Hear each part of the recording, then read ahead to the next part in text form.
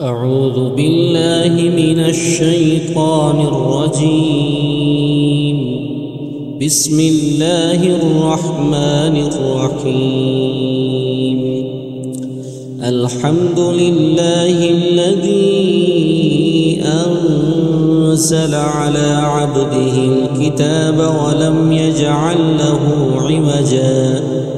قيما لينذر بأسا شديدا من لدنه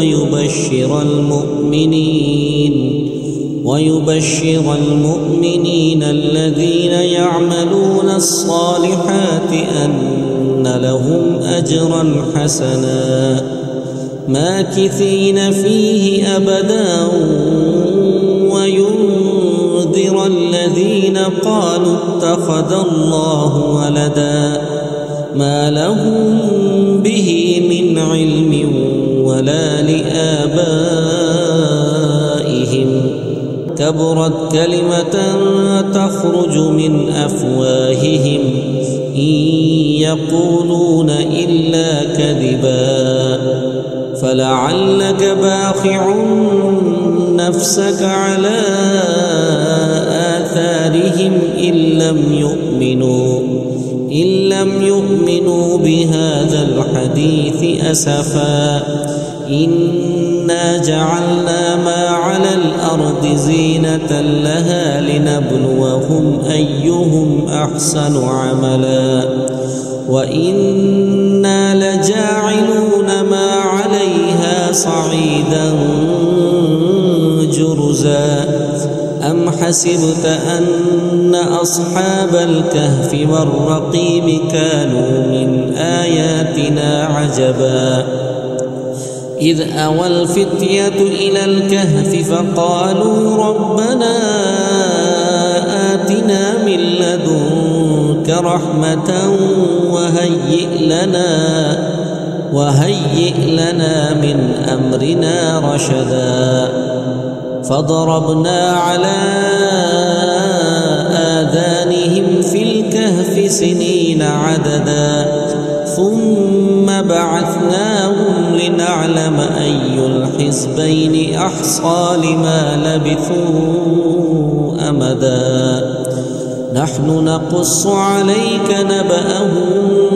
بالحق إنهم فتية آمنوا بربهم وزدناهم هدى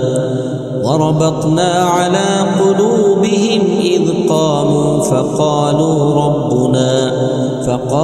ربنا رب السماوات والأرض لن ندعو من دونه إلها لقد قلنا إذا شططا هؤلاء قومنا اتخذوا من دونه آلهة لولا يأتون عليهم بسلطان بين فمن أظلم ممن افترى على الله كذبا وإذ اعتزلتموهم وما يعبدون إلا الله فأووا إلى الكهف ينشر لكم ربكم من رحمته ويهيئ لكم مرفقا وترى الشمس إذا طلعت تزاور عن كهفهم ذات اليمين وإذا غربت تقرضهم ذات الشمال وهم في فجوة من ذلك من آيات الله من يهد الله فهو المهتد ومن يضلل فلن تجد له وليا مرشدا وتحسبهم أيقاظا وهم رقود ونقلبهم ذات اليمين وذات الشمال وكلبهم باسط ذراعيه بالوصيد لو اطلعت عليهم لوليت منهم فرارا ولملئت منهم رعبا وكذلك بعثناهم ليتساءلوا بينهم قال قائل منهم كم لبثتم قالوا لبثنا يوما أو بعض يوم قالوا ربكم أعلم بما لبثتم فابعثوا أحدكم ببرقكم هذه إلى المدينة فلينظر أيها أزكى طعاما فليأتكم برزق منه وليتلطف ولا يشعرن بكم أحدا إنهم إن يظهروا عليكم يرجموكم أو يعيدوكم في ملتهم ولن تفلحوا إذا أبدا وكذلك أعثرنا عليهم ليعلموا أن وعد الله حق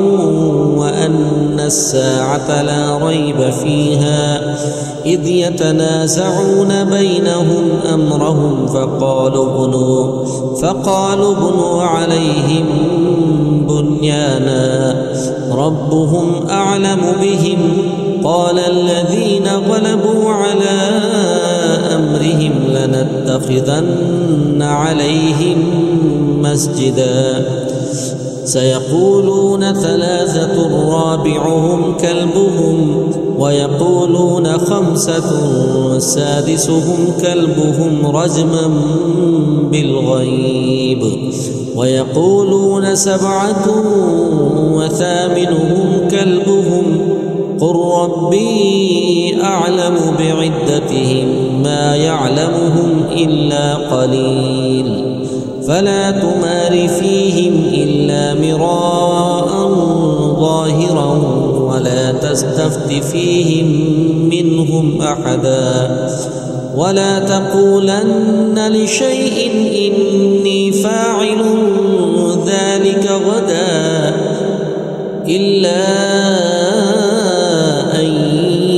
يشاء الله واذكر ربك إذا نسيت وقل عسى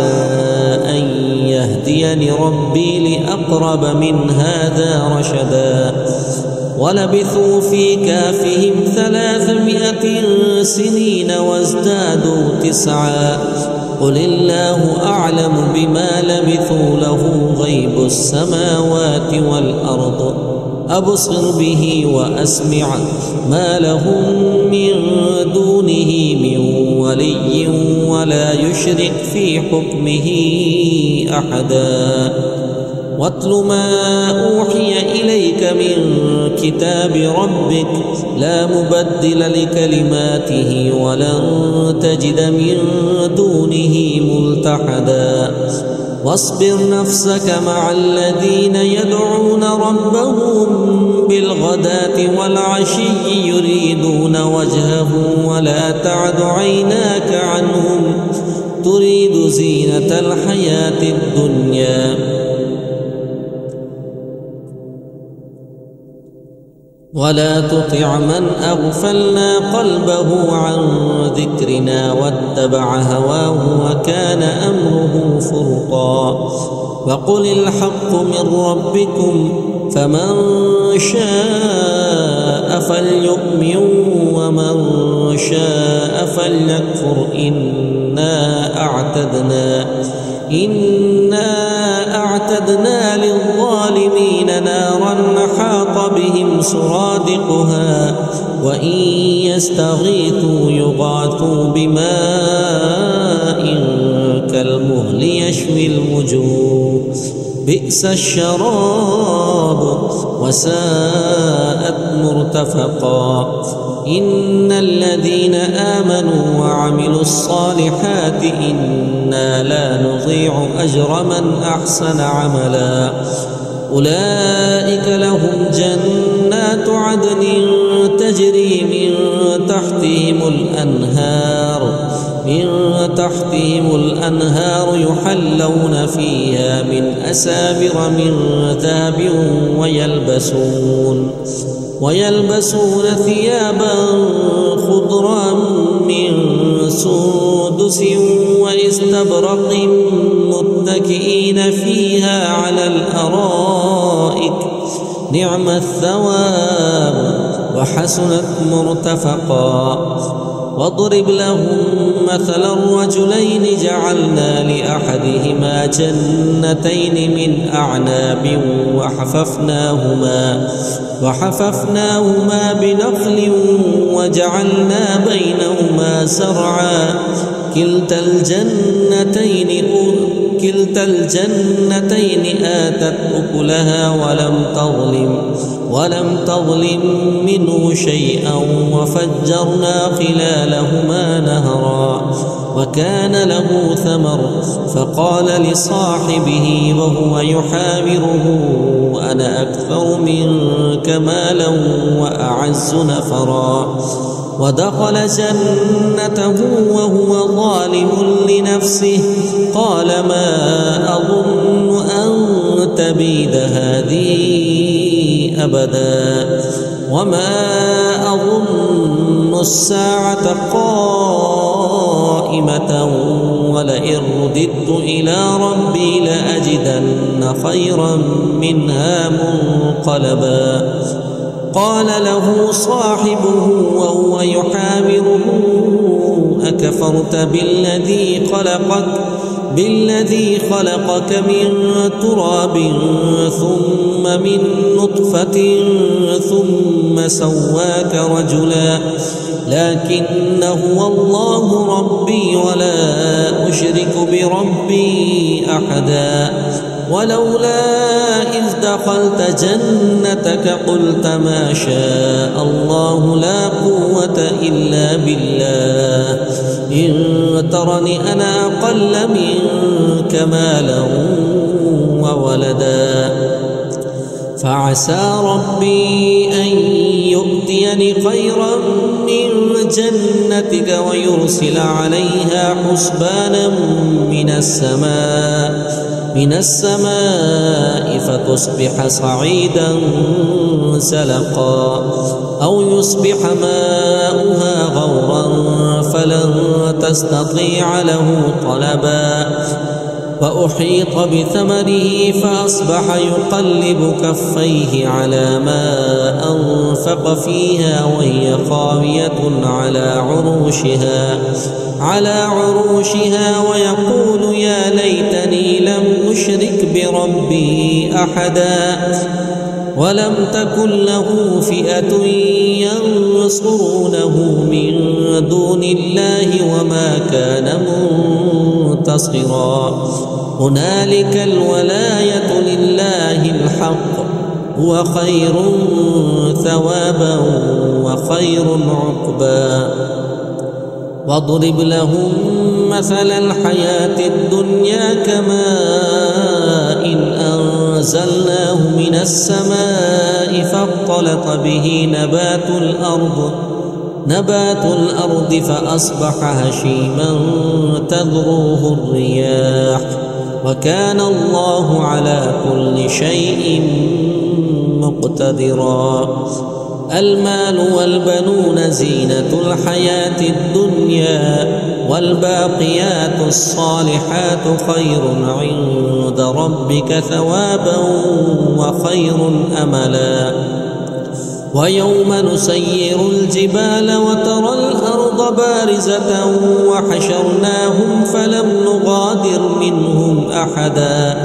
وعرضوا على ربك صفا لقد جئتمونا كما خلقناكم أول مرة بل زعمتم أن لن نجعل لكم موعدا. ووضع الكتاب فترى المجرمين مشفقين مما فيه ويقولون يا ويلتنا ما لهذا الكتاب لا يغادر صغيرة ولا كبيرة إلا أحصاها ووجدوا ما عملوا حاضرا ولا يظلم ربك أحدا. وإذ قلنا للملائكة اسجدوا لآدم فسجدوا إلا إبليس كان من الجن ففسق عن أمر ربه أفتتخذونه وذريته أولياء من دوني وهم لكم عدو بئس للظالمين بدلا. ما أشهدتهم خلق السماوات والأرض ولا خلق أنفسهم وما كنت متخذ المضلين عضدا. ويوم يقول نادوا شركائي الذين زعمتم فدعوهم فلم يستجيبوا لهم وجعلنا بينهم موبقا. ورأى المجرمون النار فظنوا أنهم مواقعوها ولم يجدوا عنها مصرفا. ولقد صرفنا في هذا القرآن للناس من كل مثل وكان الإنسان أكثر شيء جدلا. وما منع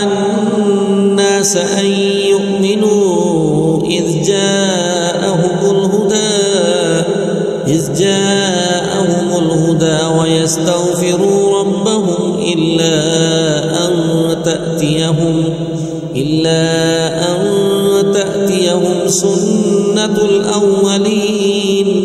سنة الأولين أو يأتيهم العذاب قبلا. وما نرسل المرسلين إلا مبشرين ومنذرين. ويجادل الذين كفروا بالباطل ليدحضوا به الحق واتخذوا آياتي وما أنذروا هزوا. ومن أظلم ممن ذكر بآيات ربه فأعرض عنها ونسي ما قدمت يداه إنا جعلنا على قلوبهم أكنة أن يفقهوا وفي آذانهم وقرا وإن تدعهم إلى الهدى فلن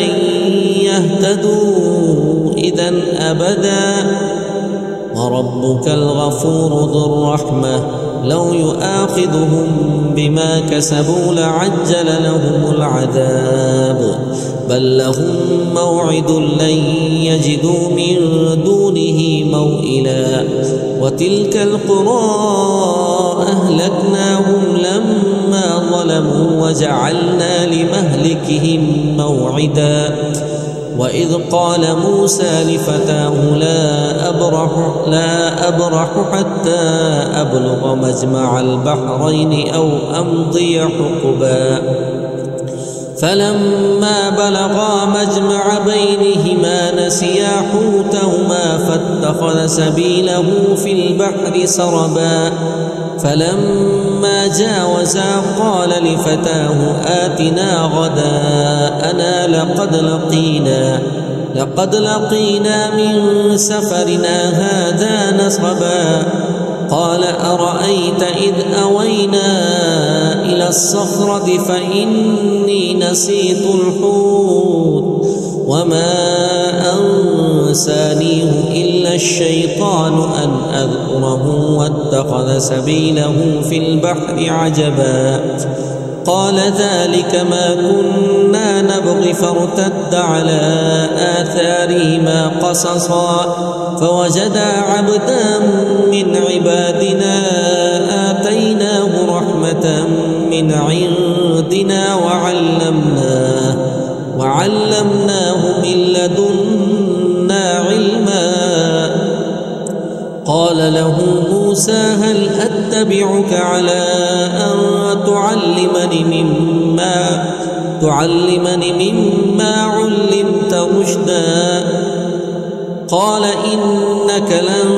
تستطيع معي صبرا وكيف تصبر على ما لم تحط به خبرا قال ستجدني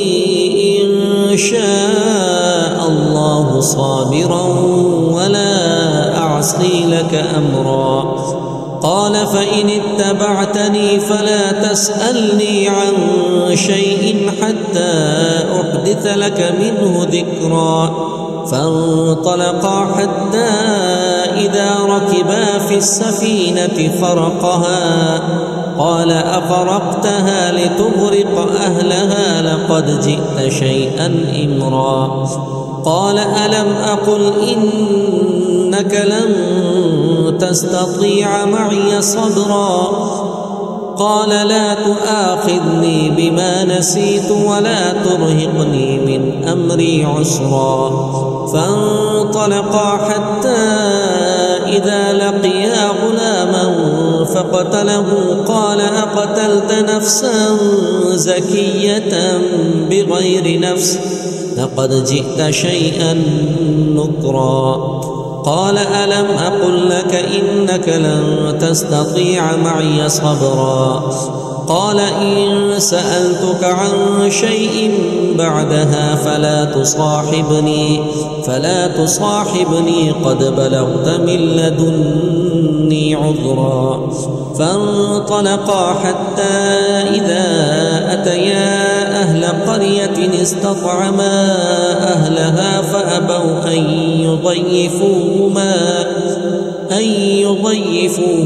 فوجدا فيها جدارا يريد أن ينقض فأقامه قال لو شئت لاتخذت عليه أجرا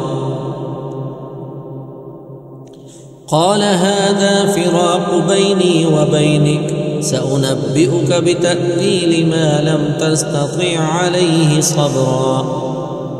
أما السفينة فكانت لمساكين يعملون في البحر فأردت أن أعيبها وكان وراءهم ملك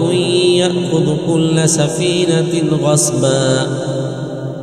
وأما الغلام فكان أبواه مؤمنين فخشينا أن يرهقهما طغيانا وكفرا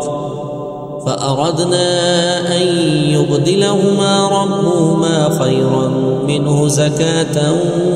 وأقرب رحما وأما الجدار فكان لغلامين يتيمين في المدينة وكان تحته كنز لهما وكان أبوهما صالحا فأراد ربك أن يبلغا أشدهما ويستخرجا كنزهما رحمة من ربك وما فعلته عن أمري ذلك تأويل ما لم تسطع عليه صبرا ويسألونك عن ذي القرنين قل سأتلو عليكم منه ذكرا إنا مكنا له في الأرض وآتيناه من كل شيء سببا فأتبع سببا حتى إذا بلغ مغرب الشمس وجدها تغرب في عين حمئة ووجد عندها قوما قلنا يا ذا القرنين إما أن تعذب وإما أن تتخذ فيهم حسنا قال أما من ظلم فسوف نعذبه ثم يرد إلى ربه فيعذبه عذابا نكرا وأما من آمن وعمل صالحا فله جزاء الحسنى وسنقول له من أمرنا يسرا ثم أتبع سببا حتى إذا بلغ مطلع الشمس وجدها تطلع على قوم لم نجعل لهم من دونها سترا كذلك وقد أحطنا بما لديه كبرا ثم أتبع سببا حتى إذا بلغ بين السدين وجد من دونهما قوما لا يكادون يفقهون قولا. قالوا يا ذا القرنين إن يأجوج ومأجوج مفسدون في الأرض فهل نجعل لك فرجا على أن تجعل بيننا وبينهم سدا. قال ما مكني في ربي خير فأعينوني بقوة أجعل بينكم وبينهم ردما. آتوني زبر الحديد حتى إذا ساوى بين الصدفين قال انفخوا حتى إذا جعله نارا قال آتوني أفرغ عليه قطرا. فما استطاعوا أن يظهروه وما استطاعوا له نقبا. قال هذا رحمة من ربي فإذا جاء وعد ربي جعله دكا وكان وعد ربي حقا. وتركنا بعضهم يومئذ يموج في بعض ونفخ في الصور فجمعناهم جمعا. وعرضنا جهنم يومئذ للكافرين عرضا. الذين كانت أعينهم في غطاء عن ذكري وكانوا لا يستطيعون سمعا. أفحسب الذين كفروا أن يتخذوا عبادي من دوني أولياء إنا أعتدنا جهنم للكافرين نزلا. قل هل ننبئكم بالأخسرين أعمالا الذين ضل سعيهم في الحياة الدنيا وهم يحسبون أنهم يحسنون صنعا. أولئك الذين كفروا بآيات ربهم ولقائه فحبطت أعمالهم فلا نقيم لهم يوم القيامة وزنا. ذلك جزاؤهم جهنم بما كفروا واتخذوا آياتي ورسلي هزوا. إن الذين آمنوا وعملوا الصالحات كانت لهم جنات الفردوس نزلا خالدين فيها لا يبغون عنها حولا. قل لو كان البحر مدادا لكلمات ربي لنفد البحر قبل أن تنفد كلمات ربي ولو جئنا بمثله مددا. قل إنما أنا بشر مثلكم يوحى إلي أنما إلهكم إله واحد. فمن كان يرجو لقاء ربه فليعمل عملا